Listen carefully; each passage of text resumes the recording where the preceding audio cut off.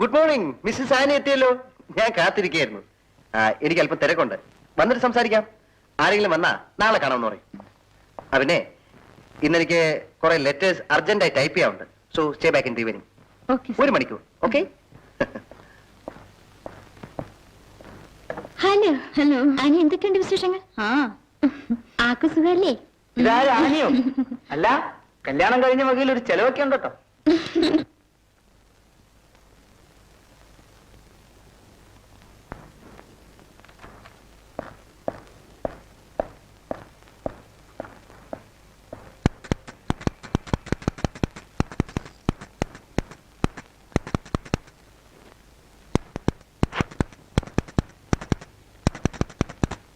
വിവാഹത്തിന് ശേഷവും ജോലി ചെയ്യാം എന്നുള്ള തീരുമാനം നന്നായി.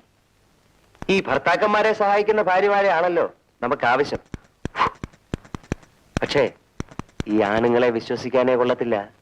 500 ആയിരിക്കും വരുമാനം, പക്ഷെ പറയുന്നതോ 5000. ഒടുവിൽ കുടുങ്ങുന്നതോ പെണ്ണുങ്ങൾ.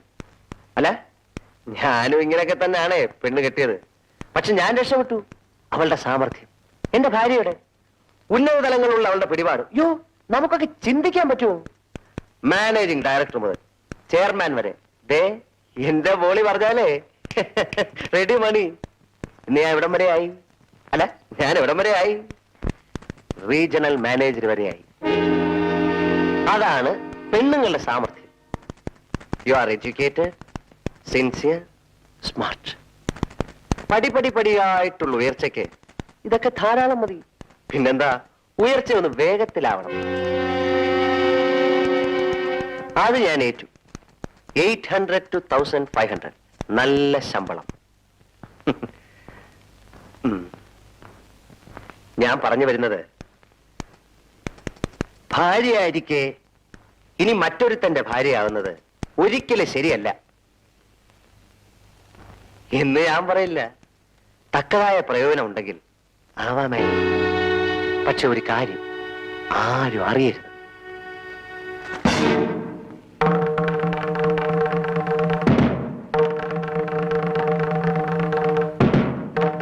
ആരും അറിയില്ല. ഇനി വാച്ച്മാനെ വരെ ഞാൻ പറഞ്ഞു വിട്ടിരിക്കുക ചാപ്പാടെടുക്കാൻ. രാത്രി ഒരുമിച്ചാ ഭക്ഷണം. എനിക്കിതാ ഇഷ്ടപ്പെടാത്തത്. ഈ തട്ട് എന്നെ നശിപ്പിക്കരുത്. ഞാൻ ഒരാളുടെ ഭാര്യയാണ്. എല്ലാ സ്ത്രീകളും ഇത് തന്നെ പറയും. ഒന്ന് ഈ ഭാര്യ, അല്ലെങ്കിൽ എതിർക്കാനാണ് ഭാവമെങ്കിൽ പെണ്ണെ അനിക്കൊച്ചേ, നഷ്ടപ്പെടാൻ പോകുന്ന നിനക്കായിരിക്കും. സഹകരിച്ചു കഴിഞ്ഞാൽ ലാഭവും.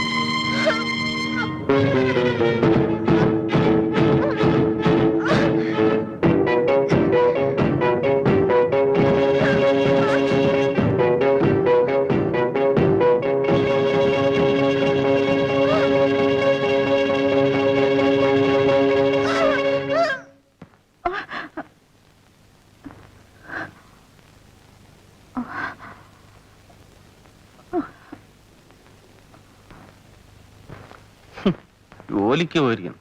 അവളൊരു ഉദ്യോഗസ്ഥേ. ഈ 8 മണി വരെയുള്ള ഓഫീസ് ജോലി ഇവിടെ വേണ്ട. ആനി,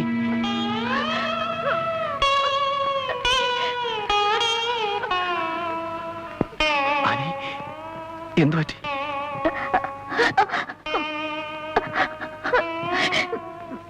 ഞാൻ